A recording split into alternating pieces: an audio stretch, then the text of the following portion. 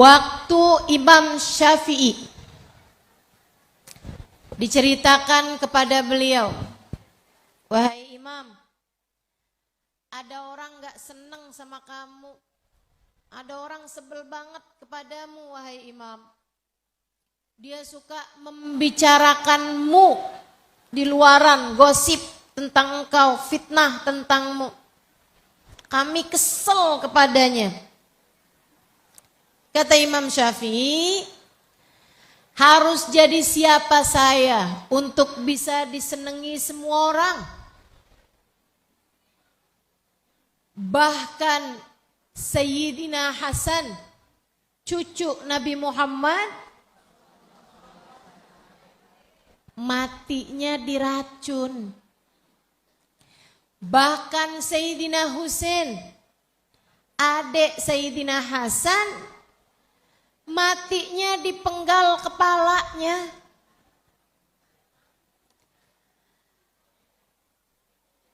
Sayyidina Ali bin Abi Thalib meninggal dunia ditikam dari belakang.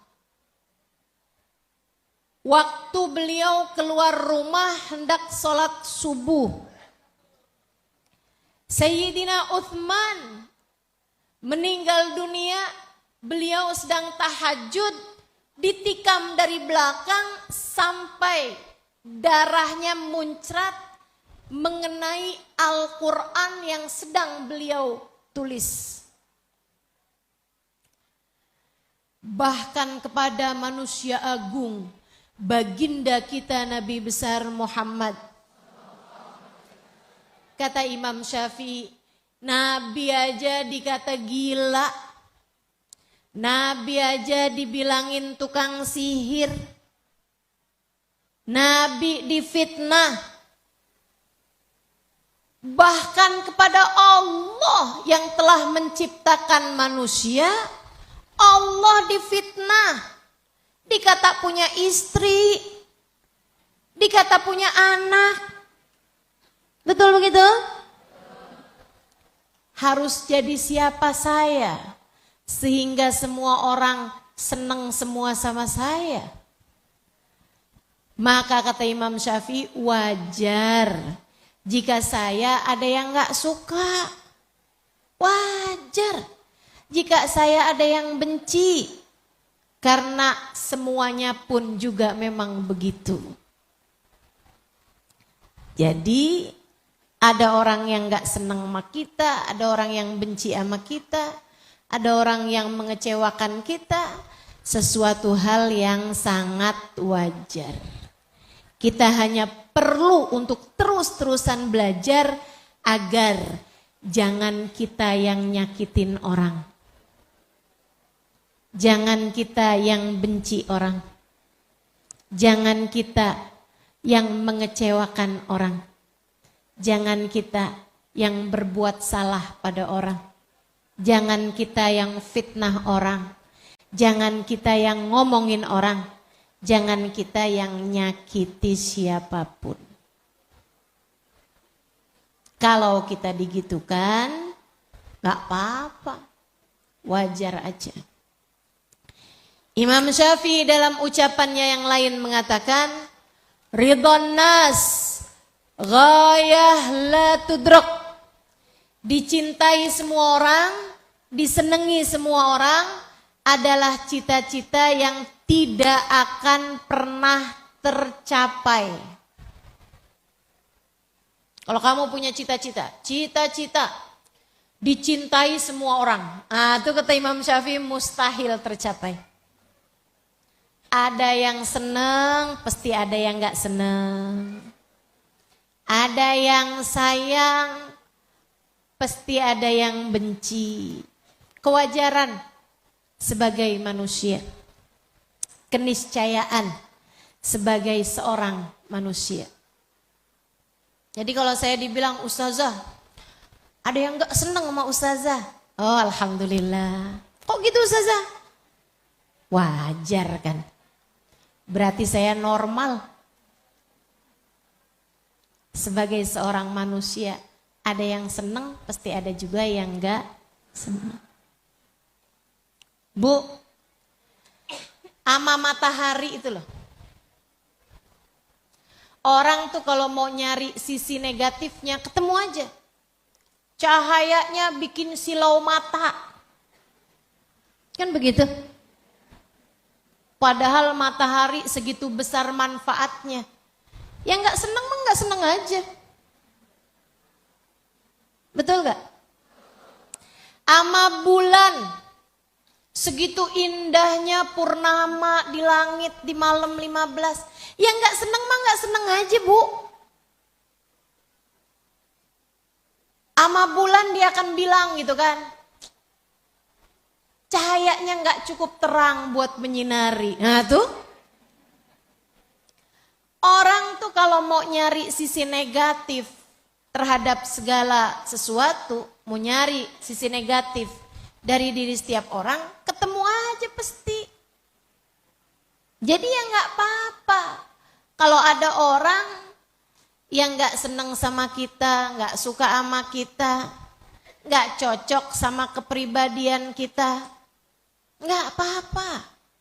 Sebuah kewajaran, sebuah keniscayaan. Ada orang yang bahkan menyakiti kita, ada orang yang membolimi kita, gak apa-apa. Sekali lagi hidup memang tidak pernah ideal buat siapapun. Kita hanya perlu satu, jangan kita yang berbuat zalim, berbuat menyakiti orang lain, berbuat hal-hal yang membuat orang lain tidak nyaman, mengecewakan orang lain, bikin orang lain susah. Jangan kita yang berbuat itu. Itu satu. Sama yang kedua, kalau ada orang berbuat salah kepada kita, maafkan.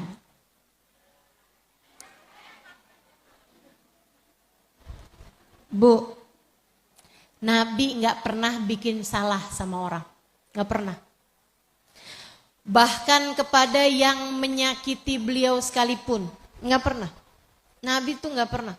Gak pernah ngomong kasar sama orang. Gak pernah ngomong kotor sama orang. Gak pernah menghina orang. Gak pernah mengatakan atau berbuat sesuatu yang menyakiti orang. Gak pernah. Gak pernah. Tapi kalau kamu tanya, pernahkah Nabi digituin orang lain? Pernah. Sering.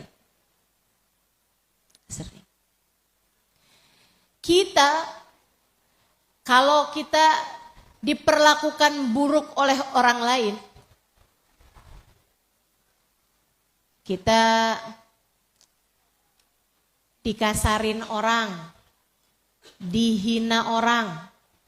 Bu, Dek, kalau ada yang ngomong kasar sama kita, kayaknya sebelum kamu sakit hati, sebelum kamu merasa begitu terzolimi gitu, kayaknya perlu mikir lagi deh, perlu ngaca. Jangan-jangan ini adalah akibat dari perbuatan saya sendiri di masa lalu. Kalau Nabi dan para nabi-nabi yang lain, demikian pula dengan para wali, ketika dibenci orang, disakiti orang, diperlakukan zalim oleh orang lain, itu adalah ujian yang Allah Subhanahu wa taala berikan dalam kehidupan mereka untuk menaikkan derajat mereka di sisi Allah. Para nabi, para wali, ketika disakiti, dizolimi, diperlakukan buruk apapun, itu adalah karena Allah hendak menguji mereka. Mau lihat, nih para nabiku nih, keren-keren nih. Dizolimin kayak apapun mereka tetap sabar, mereka tetap syukur, mereka tetap jadi hamba Allah yang soleh. Tapi kalau kita nih, kalau lagi dizolimin orang,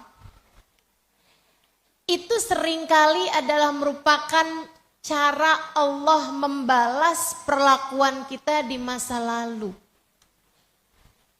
Kita kan sering banget nih, kalau ada orang yang menzolimi kita gitu, nyakitin hati kita suka kayak begini. Biarin, ntar juga dibales sama Allah. Karma itu nyata. Bukan gitu? Saya sih gak mau bales, ada orang nyakitin saya sih gak mau bales. Kata seorang ibu nih, saya sih gak mau bales. Biarin aja biar Allah yang maha membalas. Bu, saya kasih tahu ya. Kalau kamu yakin sama pembalasan Allah di dunia sebelum akhirat, mestinya kamu berpikir bahwa bisa jadi kamu didolimin sekarang adalah balasan atas kedoliman kamu di masa lalu. Iya kan? Kamu pikir dia nih berbuat jahat sama saya, entar dibalas sama Allah. Iya mungkin benar. Tapi bisa jadi juga nih, yang sekarang kan kamu didolimin. Bisa jadi ini adalah balasan Allah atas kezoliman kamu di masa lalu. Kama tadin tudan. Sebagaimana kamu berbuat, seperti itu pula lah kamu akan dibalas. Sebab, dengerin saya. Perlakuan orang kepadamu,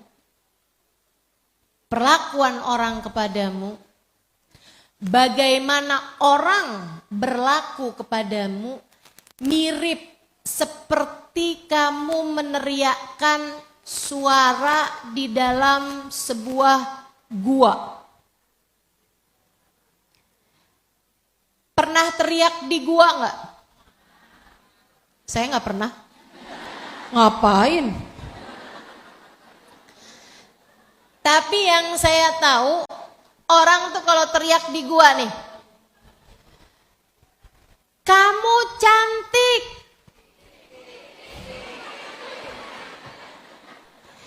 Pasti akan mantul gema suara yang sama. Kamu cantik, tik tik tik tik. Gak pernah ada orang yang kamu cantik kalau kamu jelek, lek. Gak pernah. Pasti. Yang kamu teriakan pujian akan juga berbalas pujian. Yang kamu teriakan hinaan, cacian akan juga berbalas yang sama. Enggak selalu kepada orang yang sama, tapi demikianlah Allah menjadikan perlakuan orang lain kepadamu mirip saja sama bagaimana kamu memperlakukan orang lain. Betul begitu? Betul, udah pasti itu. Kayak gitu. Jadi saudaraku sekalian, sebagaimana kamu kalau berbuat kesalahan, kamu kepengennya dimaafkan, saya sarankan padamu agar kalau orang lain berbuat kesalahan kepadamu, yang gampang aja dalam memaafkan kesalahan orang lain. Gitu. Jadi kamu harus maafin kesalahan orang lain. Kenapa? Satu, karena kamu pun mungkin untuk berbuat kesalahan yang sama. Karena kamu pun mungkin telah melakukan kesalahan tersebut di masa yang telah lalu. Sebagaimana kamu ketika berbuat salah pengennya dimaafin, kalau ada orang bikin salah kepadamu, maafkanlah.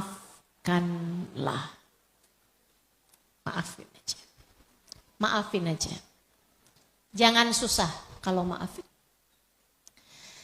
Para tabi'in gak ketemu sama Nabi Muhammad.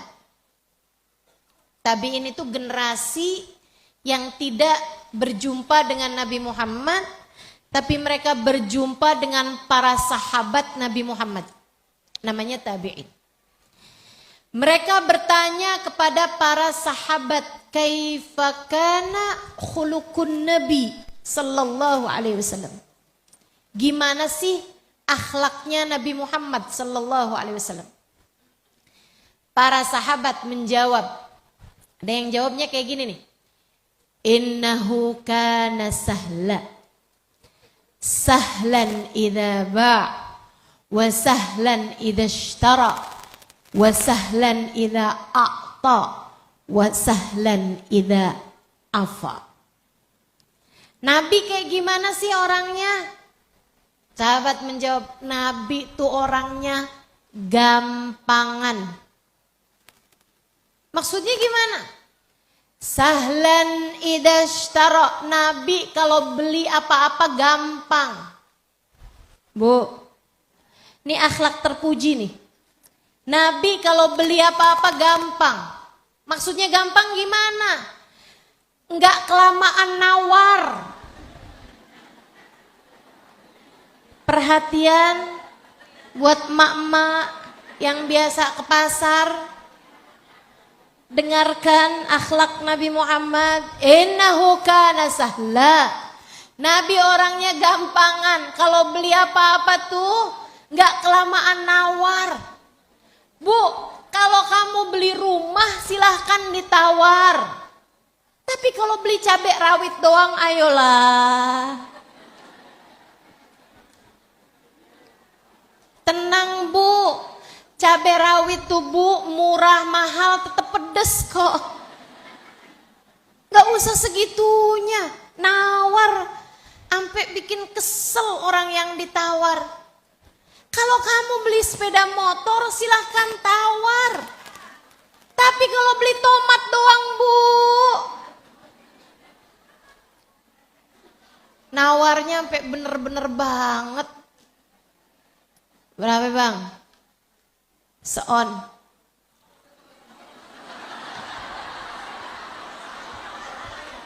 Oh enggak ya, enggak pakai on ya. Ketahuan banget nih saya enggak pernah ke pasar. Emang cabai rawit berapa dah bu? Emang belinya enggak seon?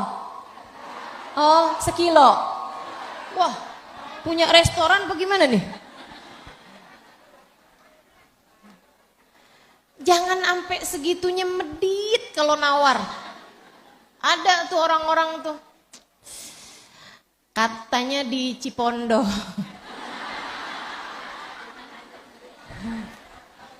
Kalau nawar abis-abisan banget, Masya Allah. Sian yang jual. Sian yang jual. Sahlan idza ishtara. Sahlan idza ba. Kalau jual apa-apa juga ditawar orang kasih, gitu Nabi. Nabi gitu. Wasahlan idza a'ta. Nabi itu kalau ngasih gampang. Kalau ngasih enggak kebanyakan mikir panjang, itu enggak. Enggak kayak ibu-ibu nih. Pas lagi kantong infak lewat, buka tas pertimbangannya panjang. Ngasih yang mana nih enaknya? Pengennya tuh ngasih cuman kayak 10.000 doang gitu. Pas buka dompet adanya cuman 20.000, 50.000 sama 100.000. Pertimbangan panjang banget. Aduh yang 10.000 mana nggak ada, lagi gimana nih? Akhirnya pas kotak infaknya lewat depan dia, disenyum aja. Sebelahnya nanya, kok kamu nggak masukin uang? Saya udah sedekah kok. Kapan? Barusan saya senyum. Kata Nabi, senyummu adalah sedekah. Insya Allah. Ada yang kayak begitu? Saudaraku sekalian, Nabi sahlan idza a'ta. Nabi kalau ngasih apa-apa gampang, nggak banyak pertimbangan. Memang bu, nih urusan sedekah nih bu, setannya beda. Saya kasih tahu nih. Setannya sedekah tuh beda. Yang kata Allah dalam Al-Quran, asy-syaitan ya'idukumul faqra. Setan suka nakut-nakutin dengan kefakiran. Kita kalau mau sedekah, Bu, setannya banyak banget. Sampai akhirnya nih gara-gara urusan setan ini nih, ya, uang 100.000 kalau mau disedekahin berasa gede. Tapi begitu dibawa ke pasar berasa kecil. Iya. Apalagi dibawa ke mall. Jadi seperti tidak berarti. Masya Allah, Masya Allah. Ulahnya setan. Ibu-ibu saya kasih tahu. Biar enak nih, ada yang kita salahin. Kamu kok pelit banget? Iya emang setan nih dasar.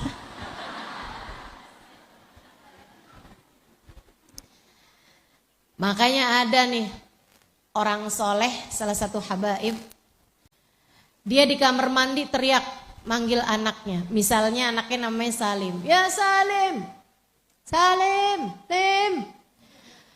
Anaknya tergopo-gopo. Iya Pak, Abah di mana sini?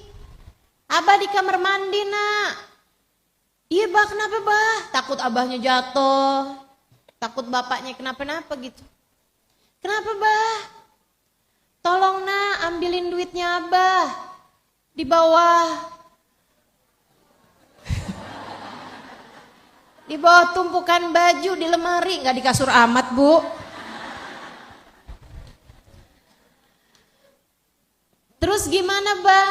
Ambil 200.000 nak, sedekahin anak yatim 5 rumah dari kita ini. Iya Bah. Sambil aneh banget, Abah dari kamar mandi teriak-teriak dapat wangsit apaan dah. Akhirnya udah selesai sedekah, pas pulang Abahnya udah keluar dari kamar mandi. Dia bilang, Bah, kenapa sih Bah dari kamar mandi Abah teriak-teriak urusan sedekah? Enggak, entar aja gitu Bah, nungguin sampai keluar kamar mandi. Abahnya bilang, nah itu sedekah, kalau ditunda-tunda setannya lain lagi. Setannya lain lagi.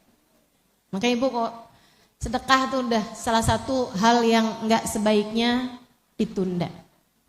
Coba ya. Bismillah. Itu Nabi Muhammad, sahlan idza a'ta. Mudah ketika memberi. Wasahlan idza afa. Salah satu sifatnya Nabi Muhammad gampang ketika memaafkan. Gampang. Nggak pakai nunggu orangnya minta maaf, udah dimaafin sama Nabi Muhammad. Keren. Keren. Baginda kita Nabi besar. Diundang makan. Nabi datang bersama para sahabat. Disuguhin daging guling. Kambing guling. Ini biasanya nih kambing guling nih kalau acara pernikahan, resepsi nih jadi favorit nih. Biasanya habis duluan. Atau kalau enggak daging rendang tuh. Ada ibu-ibu yang udah seneng banget dah ngambil yang paling gede, tahu-tahu lengkuas.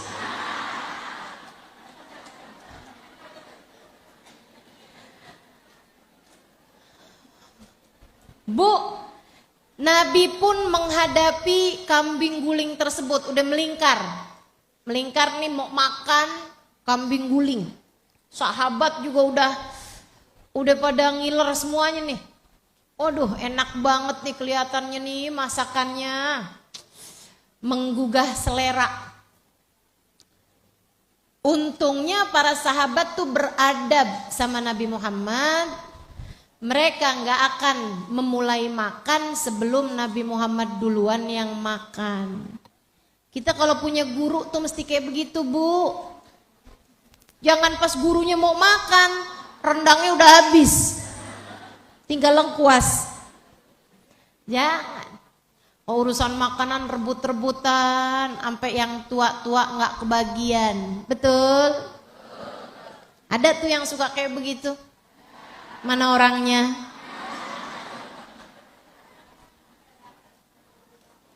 Kadang-kadang di majelis-majelis maulid nih, kalau ada suguhan-suguhan di majelis taklim, ada suguhan, rebutan. diambil masukin ke tas. 3 hari kemudian pas buka tas kenapa bau nih? Pastel 3 hari yang lalu. Pernah kejadian? Orang lain gak boleh makan, akhirnya jadi basi, rusak di dalam tasmu. Tuh. Nabi udah bersama para sahabat mau makan tuh daging, dan Nabi sudah sangat lapar. Sahabat juga begitu. Tapi untung adab tuh memang akhlak seringkali menyelamatkan. Mereka gak ada yang makan sebelum Nabi Muhammad makan. Nabi Muhammad mau makan, Nabi tiba-tiba angkat tangan. Nabi Muhammad bilang, irfa'u aidiakum, jauh-jauhin tangannya, jauh-jauhin tangannya, jauh-jauhin. Kenapa gitu Rasul? Inna hadzal lahm lamma aradtu an amassahu yaqulu li la tamusanni ya Rasulullah fa innani masmum. Ini daging waktu saya mau makan, tuh saya mau pegang, dagingnya ngomong sama saya. Mukjizat, Bu. Ibu sih jangan ngarep daging ngomong sama kita, Bu. Dagingnya ngomong, kata Nabi Muhammad, la tamusanni ya Rasulullah fa innani masmum. Please jangan sentuh aku wahai Rasul. Tolong menjauhlah dariku wahai Rasulullah. Jangan makan aku, jangan sentuh aku, karena aku sudah diberi racun. Nabi langsung nanya sama yang ngundang, siapa yang masak nih? Oh, perempuan Rasul Yahudi. Panggilin. Kenapa kamu minta Yahudi buat masak? Kata Nabi nih.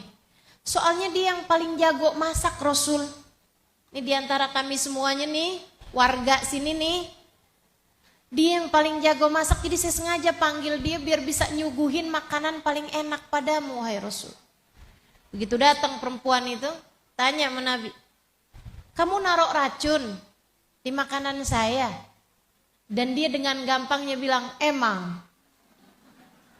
Makanya gak ada persidangan panjang. Ya Bu ya? Langsung ngaku kok. Begitu kan? Kalau gak ngaku bisa jadi persidangannya panjang tuh Bu tuh. Sampai berapa bulan? Siapa yang naruh sianida?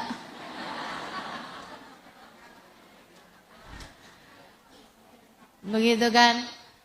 Yang naruhin kopinya siapa, yang nyeduhin kopinya siapa? Oh, panjang. Kata Nabi, kenapa kamu berbuat semacam itu kepada saya? Dia bilang, kalau kamu beneran seorang Rasul, utusan dari Tuhan, Tuhan pasti akan menjagamu. Allah pasti akan menjagamu kalau kamu emang beneran seorang Rasul. Kalau kamu orang yang ngaku-ngaku jadi Rasul, biar kamu mati aja dah, makan racun saya. Nabi senyum, kemudian berkata, amma min haqqi faqad afautuha. Adapun terhadap urusan saya, dia berusaha meracun saya sudah memaafkan dia. Terserah kalau kalian gimana, terserah, kalau saya udah maafin, kata Nabi gitu. Sahabat ngelihat Nabi Muhammad memaafkan, ya udah, sahabat juga semuanya memaafkan dia. Itu gampang Nabi itu. Nyari maafnya Nabi itu gampang. Itu mau diracun loh.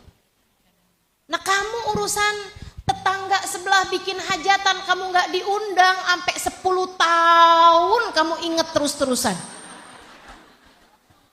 Liatin ntar, kalau saya nyunatin cucu saya gak akan undang dia. Ya Allah, ya Allah. Ayolah Bu, yang gampang aja maafinnya. Nabi gak pernah bikin salah, segitunya ada banyak orang berbuat salah kepada beliau, beliau memaafkannya dengan begitu mudah. Kita sering bikin salah sama orang lain. Kenapa ketika ada orang lain bikin salah kamu susah memaafkannya? Maafin aja. Setiap kali ada orang bikin salah, kita bilang, saya juga bisa aja bikin salah kayak begitu sama orang. Mungkin saya juga berbuat hal yang sama kepada orang lain. Kalau saya bikin salah sama orang lain, saya pengennya dimaafin, maka terhadap orang yang bikin salah sama saya maafin aja. Itu jauh lebih enak hatimu, Bu. Kak, Dek, enak. Maafin orang tuh enak, damai hati kita. Abis itu lupain udah. Setiap kali inget gitu sakit hati, ya biasa aja lah. Saya juga bisa aja kok bikin salah kayak begitu sama orang. Udah gituin. Saya juga mungkin berbuat salah kepada orang lain. Maka sebagaimana kalau saya bikin salah sama orang lain, saya pengennya saya dimaafin. Kalau ada orang lain bikin salah sama saya juga akan memaafkan. Jadi maafkan yang pertama agar ketika kita berbuat salah kita pun juga dimaafkan. Agar kesalahan-kesalahan kita di masa lalu kepada orang lain, orang pun juga mudah memaafkan. Udah? Bisa maafin? Ustazah mah gak tahu rasanya. Ngomong mah gampang Ustazah. Ustazah mah gak tahu rasanya. Ustazah gak pernah tahu rasanya kan? Kalau suami digodain mah pelakor.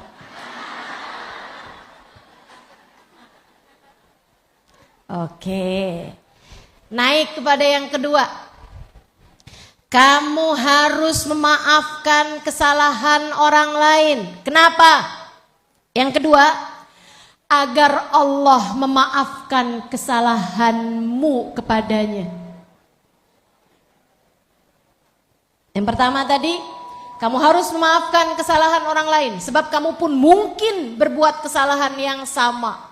Sebagaimana kamu berharap orang lain memaafkan kesalahan kamu, kalau kamu ada dibuat salah sama orang lain, kamu pun harus memaafkannya. Sebab perlakuan orang lain kepadamu mirip aja sama bagaimana kamu memperlakukan orang lain. Perlakuan orang lain kepada kita ibarat bersuara, berteriak di dalam sebuah gua. Kamu berbuat bagaimana, orang pun akan berbuat yang sama juga. Yang kedua, kamu harus memaafkan kesalahan orang lain. Sebab kamu punya banyak dosa, bukan? Betul? Ada di sini yang dosanya dikit? Ada di sini yang berani bilang, saya dosanya paling dikit nih. Di antara semua yang hadir di sini nih, saya dong dosanya paling dikit saya. Ada yang begitu?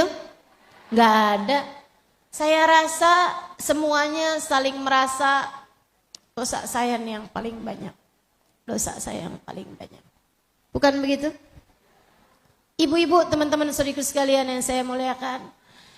Untuk dosa-dosamu, biar bisa selamat ketika datang di hari akhirat. Biar bisa selamat menjalani sisa kehidupan. Untuk dosa-dosamu, kalau kamu berharap ingin mati dengan membawa iman Islam, kamu berharap sakaratul maut kamu ketika datang nantinya kamu dimatikan dalam keadaan mudah, dalam keadaan tidak sakit, dalam keadaan menyenangkan. Untuk dosa-dosamu, kalau kamu tetap berharap di dalam kubur nanti Kamu dinaikkan Allah, rohnya ditaruh di Illiyin. Innal abrar lafi Illiyin. Sesungguhnya orang baik-baik akan Allah tempatkan di dalam Illiyin. Innal fujar lafi sijin. Sesungguhnya arwah orang buruk-buruk akan Allah tempatkan di sijin. Saudariku sekalian yang saya muliakan, kalau kamu berharap meskipun kamu punya banyak dosa, tapi kamu berharap hidup kamu menyenangkan, mati kamu selamat, bawa iman, husnul khotimah, di dalam kubur kamu ditempatkan di Illiyin, di akhirat kamu dimasukkan Allah ke dalam surga, di padang mahsyar kamu berada dalam rombongan Nabi Muhammad, bersama dengan dosa-dosamu yang sebegitu banyak. Kalau kamu berharap apa yang telah tadi saya sebutkan, kamu sangat memerlukan terhadap ampunan dari Allah Subhanahu wa taala. Jika itu yang jadi cita-citamu, Allah Subhanahu wa taala, man afa'ufi, siapa yang memaafkan dia akan dimaafkan. Siapa yang mudah mengampuni, dia pun akan mudah mendapatkan ampunan.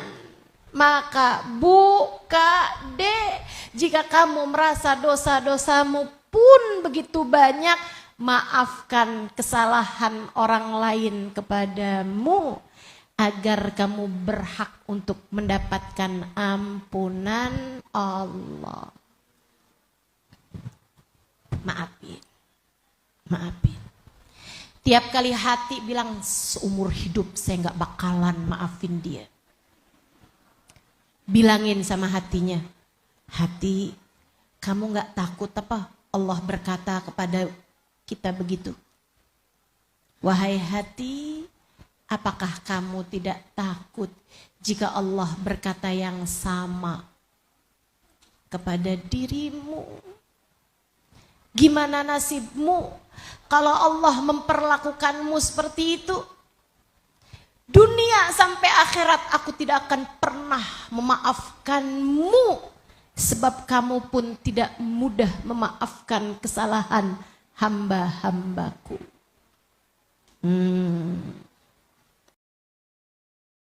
Takut nggak dapat ampunan? Takut. Maka daripada kita nggak dapat ampunan, lebih baik maafkan.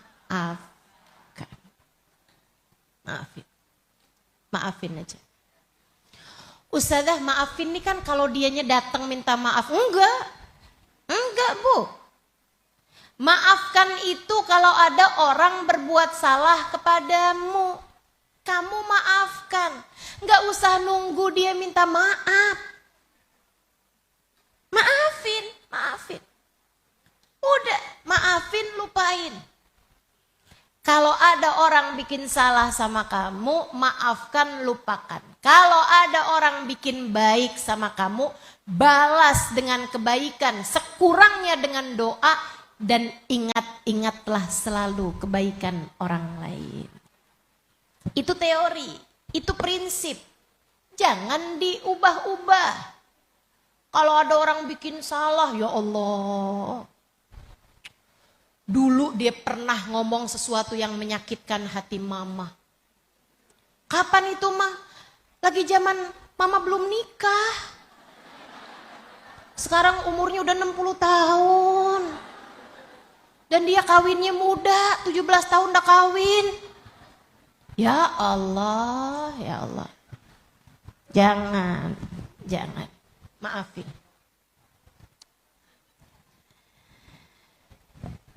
Kalau ada orang bikin salah, maafkan. Kalau ada orang bikin baik, ingat-ingat. Jangan dibalik. Orang bikin kebaikan kamu lupakan, orang bikin kesalahan kamu terus taruh dalam hatimu. Susah nanti hidupmu. Susah nanti hatimu, gak damai nanti jiwamu. Jangan siksa diri dengan selalu mengingat-ingat kesalahan orang lain kepadamu. Saya ulangi, jangan siksa dirimu dengan selalu mengingat-ingat keburukan, kesalahan orang lain kepadamu. Itu Bu, salah satu cara menyiksa diri. Jadi kalau ada kesalahan orang lain terus diingat, kamu berarti sama aja dengan memposisikan diri untuk menjalani hidup dengan cara yang menderita. Kamu pengen menderita gampang. Tiap orang lain bikin salah kamu ingat, tiap orang lain bikin baik kamu lupakan. Menderita dah pasti hidupnya. Mau hidup menderita? Nggak mau. Karenanya maafin. Apalagi ditambah dengan fakta, siapa yang mudah memaafkan kesalahan orang lain, dia pun juga akan mudah salahnya dimaafkan oleh Allah. Dia udah datang mas saya berulang kali minta maaf, tapi saya mah gak bakalan mau maafin. Bangga pula dia. Dia sudah datang tuh sujud-sujud mas saya. Minta maaf, gak bakalan saya maafin.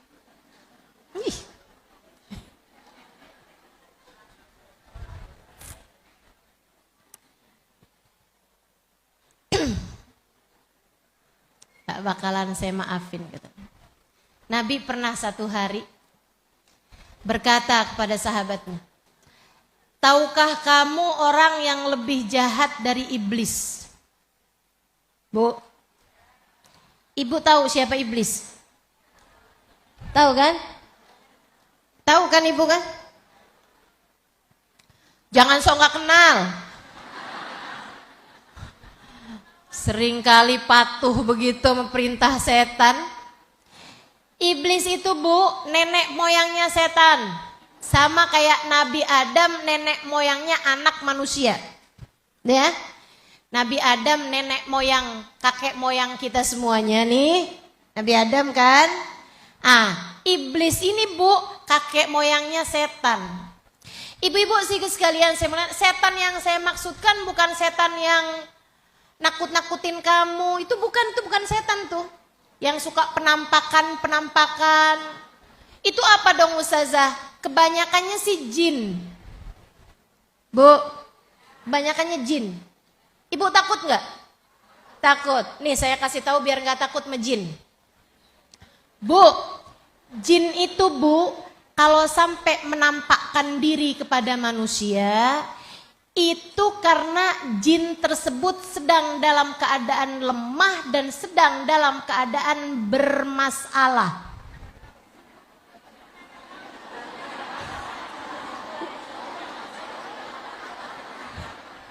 Tuh. Jadi kalau besok-besok ibu lihat penampakan, daripada ibu ketakutan mendingan ibu tanya, kamu lagi ada masalah apa?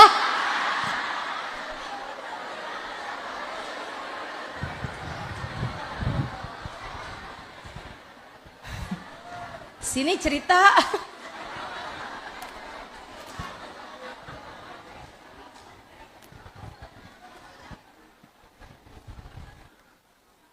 Tapi yang dimaksudkan dengan setan itu adalah yang mengganggumu, yang membisikkan dalam hatimu.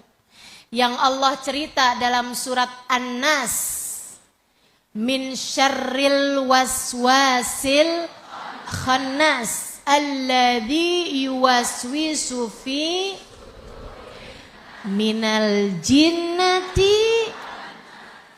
Kita berlindung pada Allah dari godaan setan. Alladhi yuwaswisu fi sudurin nas, yang selalu membisik-bisiki di dalam hati kita. Yang ngebisikin tuh tadi malam waktu ibu bangun jam 3 ngelihat alarm atau berbunyi atau ngelihat jam. Jam berapa sih tuh? Jam 3. Mau tahajud gak usah, masih ngantuk. Masih malam. Ini kayaknya masih malam dong. Itu dia tuh. Syaitonir rajim. Setan yang terkutuk. Ini termasuk yang membisiki nih sekarang nih. Ini Ustazah selesainya kapan dah?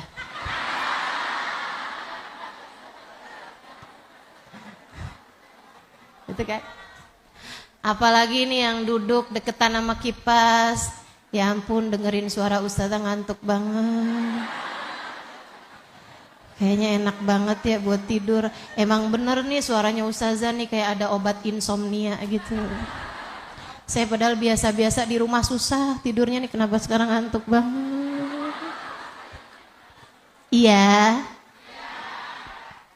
Ternyata ngantuk semua ini ya. Itu setan, ibu-ibu sekalian. Kerjaannya godain orang mau bikin baik, selalu aja dihalangin. Si setan ini nih. Tapi Nabi Muhammad cerita, Bu, setan ini nih punya dedengkot, punya pemimpin, punya kakek moyang, punya pimpinan, atasan, direktur utama. Namanya iblis. Ibu-ibu sekalian, Nabi satu waktu cerita, tahukah kalian ada orang lebih jahat dari iblis? Siapa Rasul? Para sahabat heran. Kata Nabi Muhammad, yang lebih jahat dari iblis adalah orang yang ketika ada orang lain minta maaf kepadanya, dia tidak mau memaafkannya.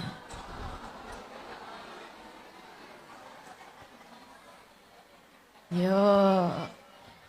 Mana nih para iblis? Na'udzubillah. Dan asar ya? Harus berhenti saya? Gak apa-apa? Gak apa-apa? Oke, baik. Ibu-ibu sekalian yang saya muliakan, tuh, kamu harus mudah memaafkan. Yang ketiga, pertama tadi apa? Kamu harus memaafkan karena lupa lagi udahan. Karena kamu pun juga mungkin untuk berbuat kesalahan yang sama atau bahkan kamu pun telah melakukan hal-hal kesalahan yang sama. Sebagaimana kamu berharap orang lain memaafkan kesalahanmu, kamu pun juga harus memaafkan kesalahan orang lain. Yang kedua, kamu harus memaafkan kesalahan orang lain agar Allah memaafkan dosa-dosamu. Yang ketiga, kenapa kita harus memaafkan? Nih Bu, penting banget nih Bu, ibu-ibu saudara sekalian. Karena kita tidak akan dihisab atas perlakuan orang lain kepada kita. Kita hanya akan dihisab atas perlakuan kita kepada orang lain.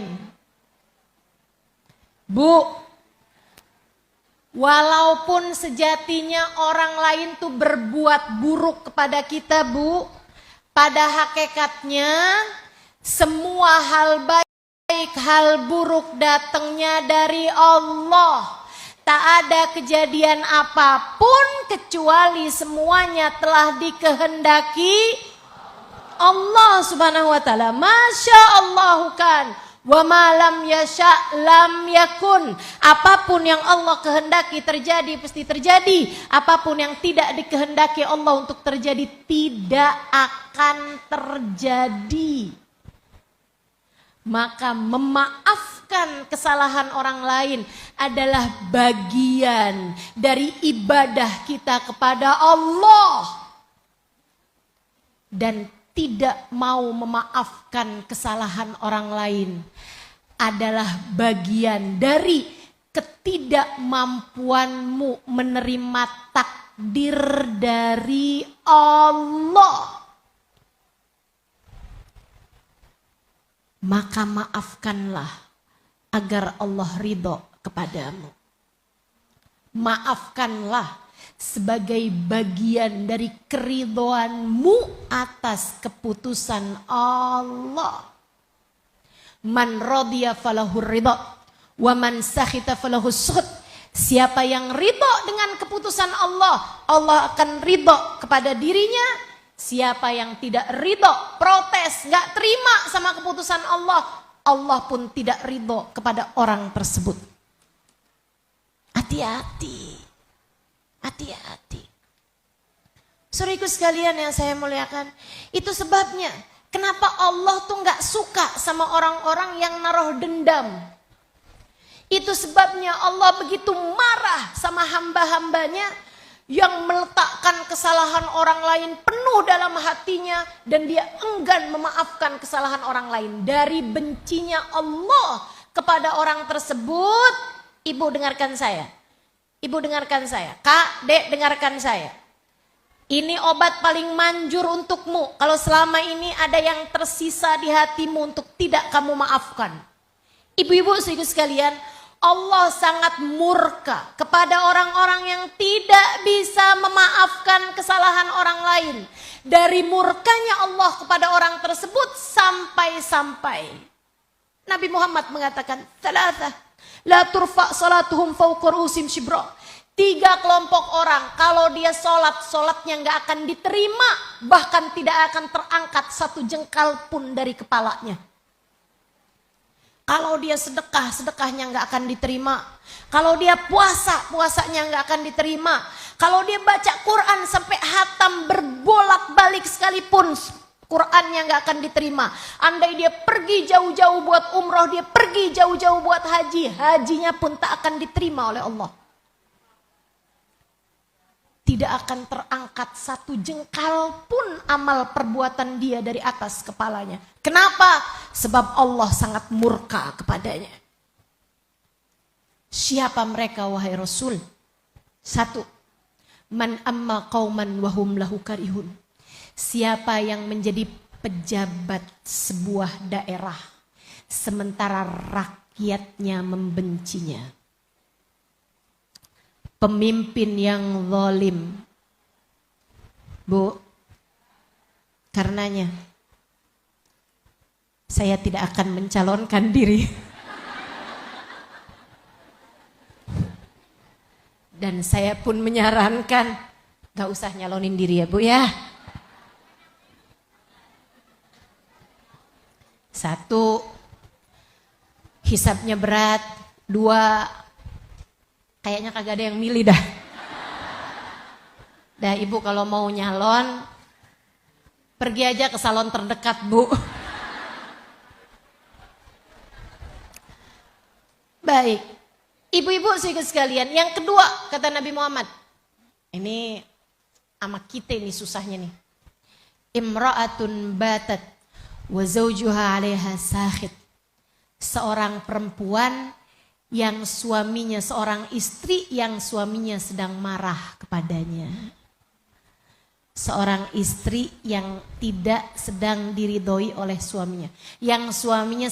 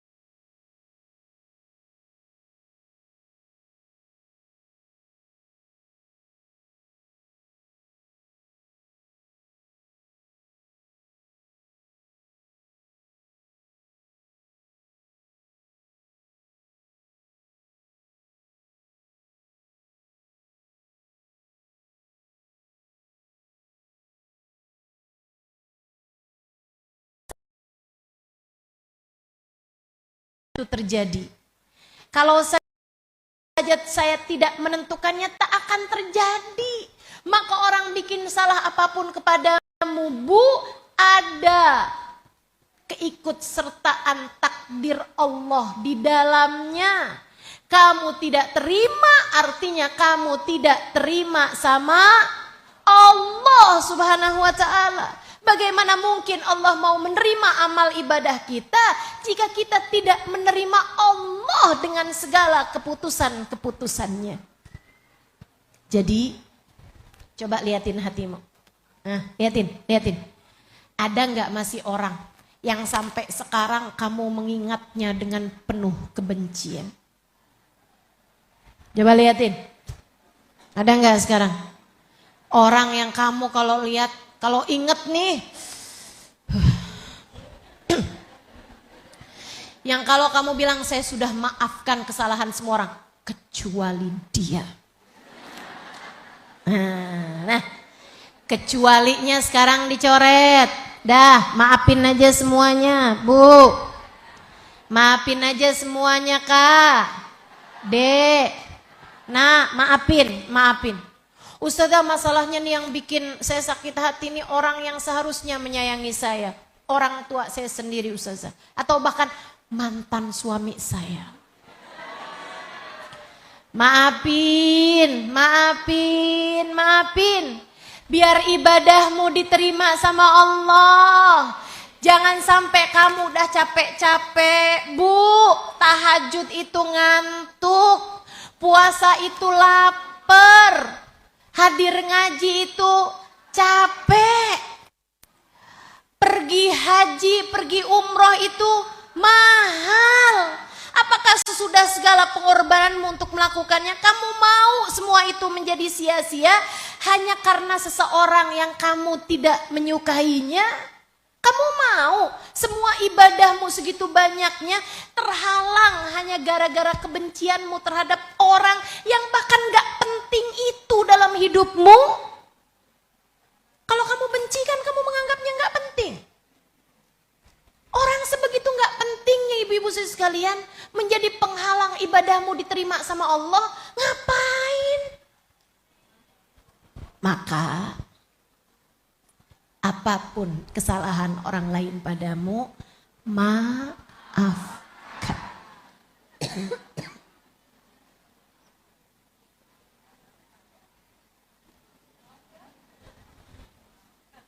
Saya sampai teriak-teriak begini.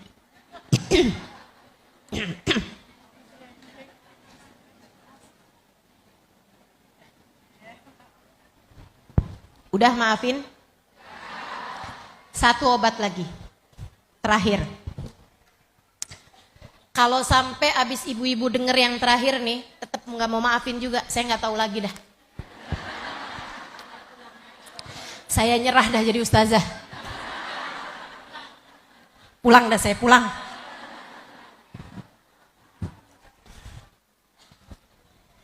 Bu, nih yang terakhir. Ini diceritakan oleh guru saya, Hubabah Ummu Salim, Hubabah Nur. Kata Hubabah, nanti di dalam kubur, kita kan ada pertanyaan. Ibu udah dapat contekan? Pertanyaan. Man Rabbuka, kan begitu?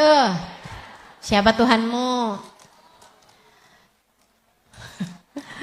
Saya tanya siapa Tuhanmu gitu kan, pada dijawab Allah. Ibu pikir saya mungkar nakir bagaimana nih? Yang kedua, siapa nabimu kan gitu ya? Atau sebenarnya pertanyaannya tuh, apa pendapatmu tentang seseorang bernama Muhammad? Pertanyaannya sebenarnya kayak gitu tuh Bu tuh. Orang yang punya cinta kepada Nabi Muhammad, ketika disebut nama Muhammad, dia akan bilang, itu adalah Nabi saya, Rasul saya, imam saya dalam kehidupan gitu. Tapi yang gak punya rasa cinta sama Nabi Muhammad, siapa ya? Muhammad, kayaknya tetangga sebelah saya juga Muhammad tuh namanya. Terus ada pertanyaan lagi kan, apa panduanmu dalam kehidupan, imammu dalam kehidupan? Dia akan menjawab imam dalam kehidupannya adalah Al-Quran. Yang biasa ngaji, hadir majelis, dengerin tentang ajaran-ajaran Islam akan bisa menjawabnya. Sebab semua yang disampaikan para guru, para ustazah, tentu saja ustazah yang punya nasab keilmuan, ya, punya nisbat keilmuan, sambung sama baginda Nabi besar Muhammad sallallahu alaihi wasallam. Yang belajarnya dari ulama, ulama sampai kepada Nabi Muhammad alaihi wasallam. Nah, itu ilmu yang mereka sampaikan semuanya berdasarkan dari Al-Quran. Sehingga nanti ketika ada pertanyaan, apa imammu dalam kehidupan, mereka akan bisa menjawab, imamku adalah Al-Quran. Pertanyaan yang lain, Man ikhwanuka. Siapa saudara-saudarimu? Itu ibu-ibu sekalian. Kalau kamu meninggal dunia bawa dendam, bawa permusuhan kepada satu saja dari hamba Allah Subhanahu wa taala yang beriman. Ketika kamu ditanya man ikhwanuka, siapa saudara-saudaramu? Lisanmu kelu untuk bisa menjawab al-mu'minuna ikhwani. Semua orang mukmin adalah saudara-saudaraku, sebab orang yang satu yang tidak kamu maafkan tersebut akan menjadikan lisanmu kelu. Dia seolah berkata, enggak, kamu tidak pernah menjadikan aku sebagai saudaramu. Kamu tidak memaafkan kesalahanku. Kamu selalu penuh kebencian denganku. Kamu tidak pernah menganggapku saudara. Maka kamu tidak akan bisa menjawab pertanyaan mungkar nakir. Bu, Kak, Dek, mau sampai kapan kamu taruh dendam di dalam hatimu itu? Mau kamu bawa sampai kamu masuk dalam alam kubur dan membuatmu tak dapat menjawab pertanyaan mungkar nakir? Mau sampai kapan kamu taruh dendam dalam hatimu itu tidak kamu maafkan hingga akhirnya merugikan dirimu sendiri, ibadahmu tidak diterima Allah, kamu tidak mudah mendapatkan ampunan dari Allah, hingga akhirnya kamu tidak selamat karena di pintu akhirat yaitu alam kubur kamu tidak lulus ketika menjawab pertanyaan mungkar dan nakir. Sebegitu pentingyakah orang tersebut sampai menjadikan di akhiratmu kamu tidak selamat dan kamu mau? Saya sih enggak. Saya sih enggak. Karenanya tiap kali datang kebencian dalam hati saya bilang wahai hati maafin. Wahai hati sayangi. Sebab dia adalah umat Nabi Muhammad. Kamu enggak harus tetap dekat sama orang yang telah menzolimimu. Enggak harus. Enggak harus. Bukan berarti kalau kamu sudah memaafkan kesalahan mantan suamimu, kamu harus balikan. Enggak. Kamu hanya perlu untuk memaafkan kesalahan dia agar hatimu bisa damai. Agar akhiratmu bisa selamat. Agar ibadahmu bisa diterima. Agar kamu mendapatkan ampunan Allah. Dan agar ada banyak semakin kebaikan-kebaikan yang kamu dapat di sisa hidupmu ini. Insya Allah. Keempat hal itu. Mudah-mudahan dapat menjadikan penyebab kamu memaafkan kesalahan orang lain terhadapmu apapun itu. Saya menyampaikannya dengan sepenuh cinta padamu. Maka terimalah ini dengan sepenuh cinta dari dalam hatimu, saudaraku sekalian. Tiap kali kamu tersiksa dengan ketidakmampuanmu memaafkan kesalahan orang lain, ingat-ingetin ucapan saya. Ingat-ingetin ucapan saya tadi. Yang bikin kamu gak bisa maafin itu adalah bisikan setan. Setan gak sayang sama kamu, jangan dengerin ucapan-ucapannya. Yang saya sampaikan kepadamu dari Allah, dari Rasulnya, dari ajaran agama ini, Allah sayang padamu, Nabi Muhammad sayang padamu. Saya menyampaikan ini kepadamu karena sayang padamu. Maka terimalah, dengarkanlah ucapan yang disampaikan dengan sepenuh sayang. Dan jangan ikuti bisikan-bisikan setan yang hendak menjerumuskan. Insya Allah. Semoga Allah mudahkan kita mengamalkannya. Ala hadhihi niyah wa bikulli niyatin salihah wa ila hadratin nabi al-fatihah.